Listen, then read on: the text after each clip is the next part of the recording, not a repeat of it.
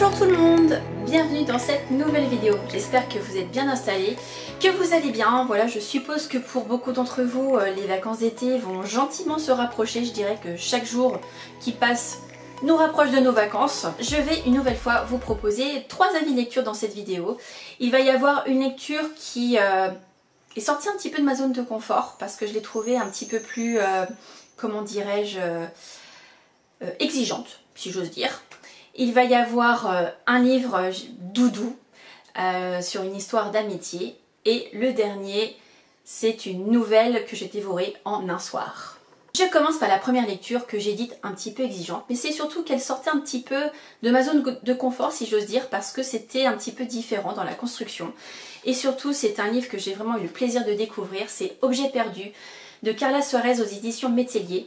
Métellier, c'est une maison d'édition que j'apprécie beaucoup, notamment pour ses polars islandais. Enfin moi en tout cas, c'est grâce à eux que j'ai découvert Arnaldur Indridason, qui est le premier auteur islandais que j'ai découvert. Et donc j'ai eu la chance de découvrir celui-ci parce que la maison d'édition me l'a gentiment proposé. Et je dirais que quand on m'a préconisé celui-ci, eh bien voilà, merci beaucoup, vous avez bien fait de me le préconiser parce que j'ai vraiment beaucoup aimé.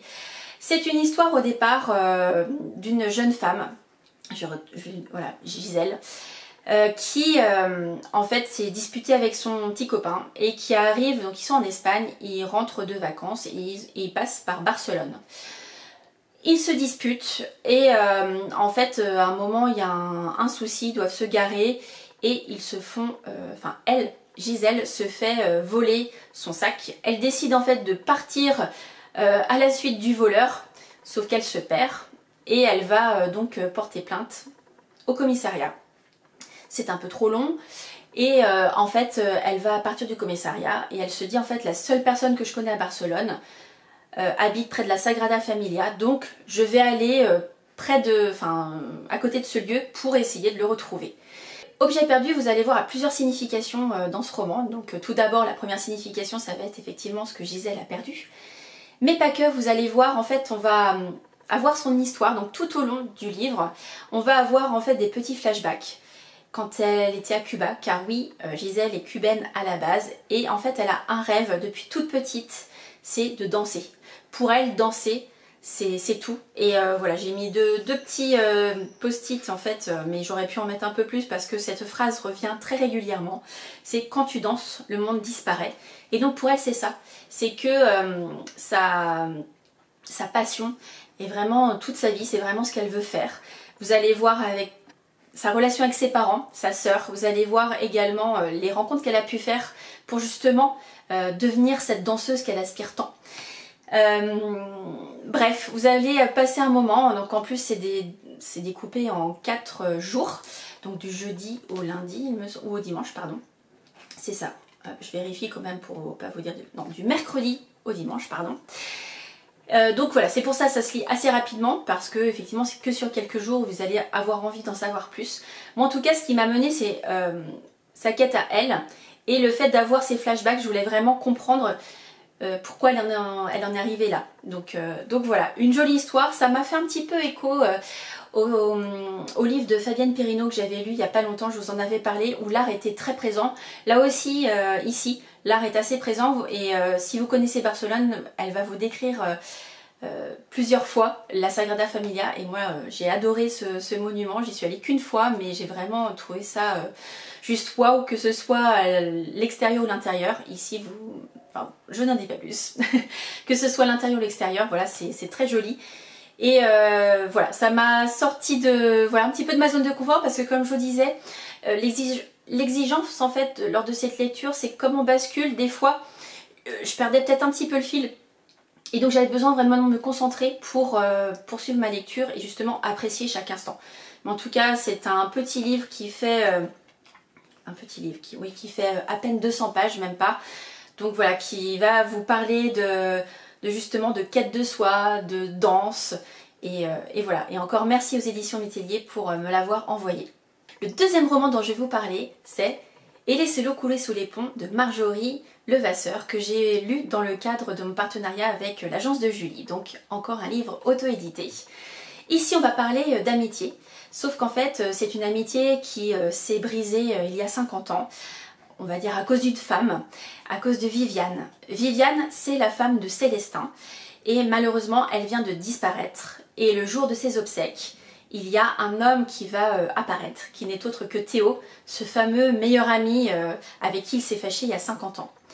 Et en fait, avant son décès, Viviane avait prévu un testament et surtout avait prévu une mission pour réunir Théo et Célestin pour une mission bien particulière, pour qu'ils découvrent quelque chose. Alors je ne vais pas dire quelle mission, je ne vais pas dire ce qu'ils vont découvrir bien entendu, mais c'est surtout en fait deux hommes, donc ils ont 70 ans, deux septuagénaires qui vont se retrouver donc 50 ans plus tard, qui au départ vont être un petit peu frileux l'un envers l'autre, forcément il y a l'animosité qu'il a depuis tant d'années, et je dirais que le message clé de ce livre c'est surtout est-ce qu'on est prêt à pardonner, qu'est-ce qu'on est prêt à faire. Voilà, il y a beaucoup de doutes entre eux, de non-dits. Vous allez les voir discuter avec leurs doutes, leurs positions et en fait leur quête qui est vraiment là pour les réunir et vous allez tout comprendre. Vraiment, vous allez vraiment embarquer parce que comme vous le voyez sur la première de couverture, il y a une péniche et en fait c'est lors de ce voyage en péniche qu'ils vont pouvoir discuter et réaliser leur mission. Je vous laisse embarquer à bord de cette péniche pour découvrir donc Théo et Célestin et surtout leur mission. Et en tout cas, merci encore pour cette découverte et pour ce roman voilà, que vous ne lâcherez pas une fois que vous allez commencer parce que c'est vrai qu'il se lit très rapidement. J'ai découvert assez rapidement en fait quelle était leur mission ou leur lien. Alors ça ne m'a pas empêché d'apprécier la lecture, bien au contraire, parce que c'est vrai qu'on se laisse guider et on a envie de savoir si ce qui nous semble est véridique ou pas. Mais voilà, moi j'ai adoré ce petit voyage avec Théo et Célestin, donc maintenant c'est à vous d'embarquer avec eux dans leur péniche. Le dernier livre dont je vais vous parler, c'est une petite nouvelle, c'était je dirais un petit challenge d'une soirée. Je veux parler de La femme de ménage se marie de Freda McFadden aux éditions City Poche. Il n'est pas sorti en grand format, hein, voilà, il fait une centaine de pages, c'est assez aéré.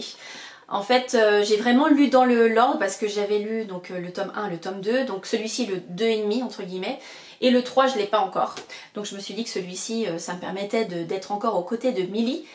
Comme il est noté dans les remerciements, c'est vrai que je dirais que c'est une nouvelle assez gentille. Il y a une petite tension tout au long de cette nouvelle, mais je dirais qu'elle est mignonne. Voilà, ça reste un petit moment. Je pense que l'autrice s'est fait plaisir avec son personnage pour lui donner peut-être une autre dimension. Mais voilà, un très bon moment, voilà, je l'ai lu en une soirée. Donc voilà, si vous voulez poursuivre votre connaissance de Milly, bah, n'hésitez pas. Si vous êtes comme moi, vous êtes arrivé au 2, bah, lisez le 2,5 avant le 3. Après, l'autrice ne dit qu'entre le 2, enfin le lire soit après le 2, soit après le 3, il n'y a aucun souci. Je pense qu'effectivement, il n'y a pas de problème, mais je trouve que voilà, c'est un 2,5, donc autant le lire après le tome numéro 2 et vous allez passer un bon petit moment. Je vous laisse ici pour cette vidéo. Si toutefois vous avez une idée de vidéo que je pourrais faire, n'hésitez pas à me le mettre en commentaire. Au contraire, voilà, j'essaye de diversifier un petit peu, mais voilà, si des fois vous avez une idée en particulier, bah, n'hésitez pas, j'essaierai de faire le maximum pour y répondre. Ou peut-être différemment, mais en tout cas faire varier un petit peu les plaisirs des vidéos, pas toujours faire que des pales ou que des avis lecture.